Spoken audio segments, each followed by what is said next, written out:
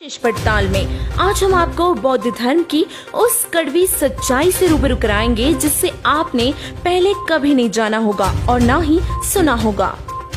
तो आइए अब बात करते हैं बुद्ध धर्म की सच्चाई पर, जो अब तक किसी को भी ठीक से समझ नहीं आई है। सबसे पहले हम ये जानने की कोशिश करते हैं कि आखिर बुद्ध धर्म की स्थापना किस प्रकार हुई। महात्मा गौतम बुद्ध एक पुण्यकर्मी प्राणी थे जो स्वर्ग लोक से आए थे। अपने पिछले जन्म के पुण्य कर्मों से महात्मा गौतम बुद्ध का जन्म राज परिवार में हुआ, लेकिन परमात्मा के पाने की चाहत अंदर से खत्म नहीं हुई और परमात्मा को पाने की कसक में महात्मा गौतम बुद्ध ने घर और राज्य त्याग दिया और बिहार राज्य में गया नामक शहर के बाहर एक वटवृक्ष के नीचे मनमुखी साधना शुरू कर दी थी। पर इस मनमुखी साधना के कारण शास्त्र अनुकूल साधना एवं वास्तविक मोक्ष मार्ग पर ताला पड़ गया और साधक कभी भी अपने निज धाम सतलोक नहीं पहुंच पाया, क्योंकि गलत मार्गदर्शन में वह भ्रमित होकर गलत भक्ति में प्रवृत्त हो गया। क्या नाम है आपका? मेरा नाम है तेंजिन।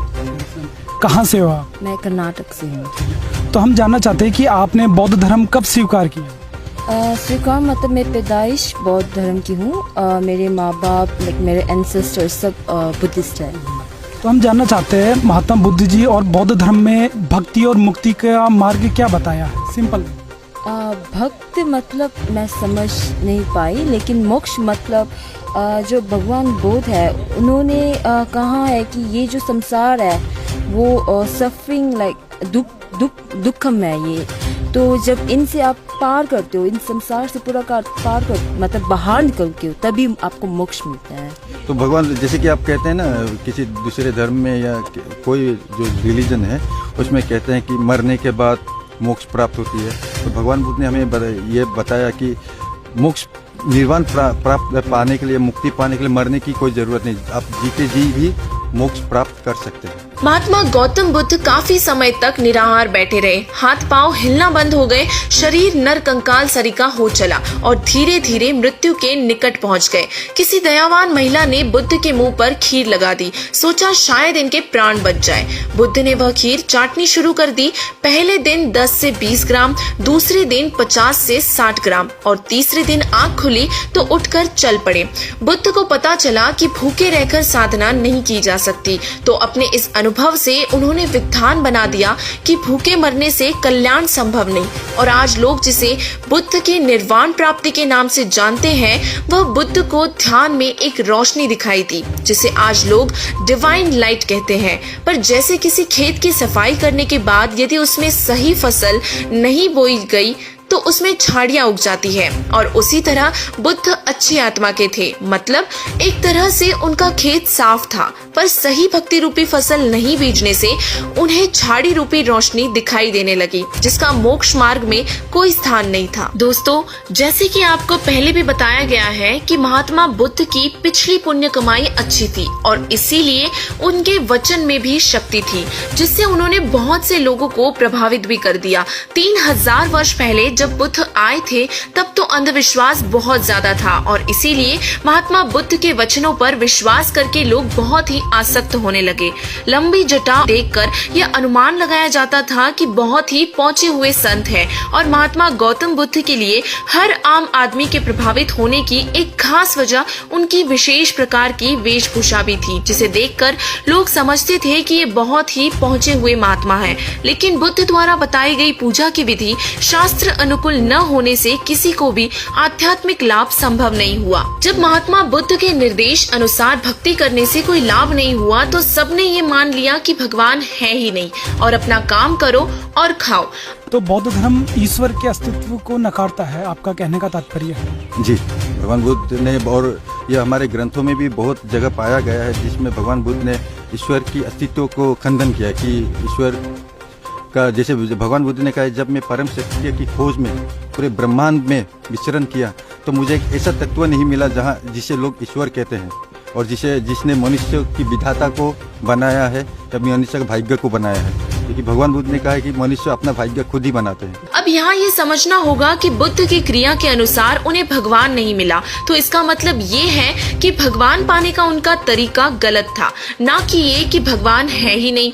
लेकिन बुद्ध के कारण लोगों की मानसिकता ये बन गई कि भगवान नहीं होता है। सर्व ब्रह्मांड, सृष्टि, जीव जंतु और पशु पक्षी सब अपने आप ही बनता और बिगड़ता है और कोई कुछ नहीं है यहाँ, और भगवान है ही नहीं। महाराज जी, क्या नाम है आपका?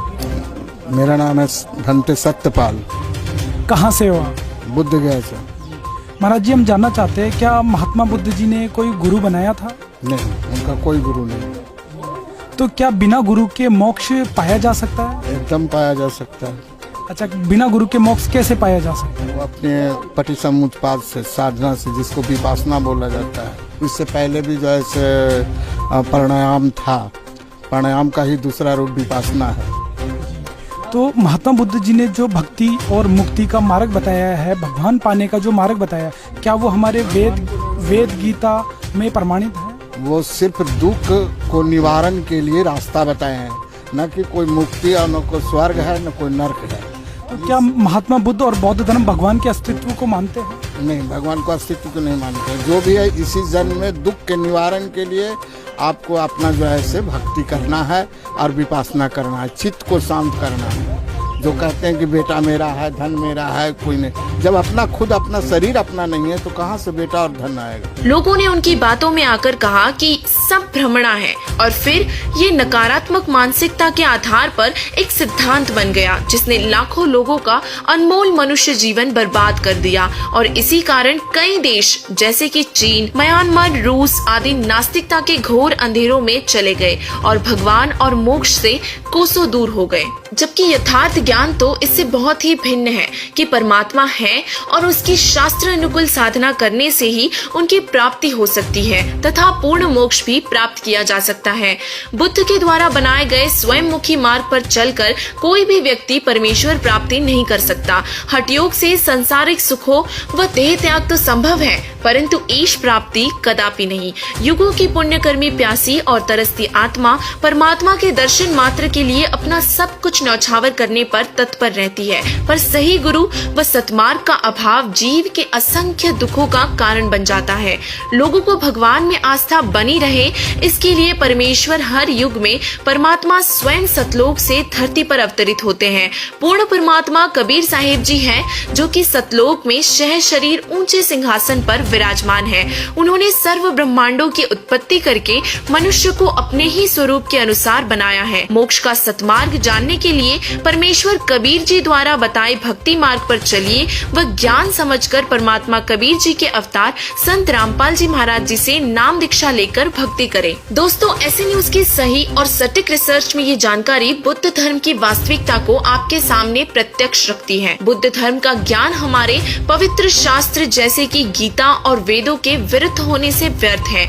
ऐसी न्यूज की पड़ताल में हमने ये पाया कि यदि हमारे बुद्ध धर्म के भाइयों और बहनों को भी मोक्ष चाहिए तो उन्हें संत रामपाल जी महाराज जी की शरण ग्रहण करनी होगी, और संत रामपाल जी महाराज जी कबीर साहिब जी के ही स्वरूप हैं। अगर वर्तमान के समस्त बौद्ध साधक दुर्गति से बचना चाहते हैं तो संत रामपाल जी महाराज जी की शरण ग्रहण करें और अपना कल्याण करवाएं।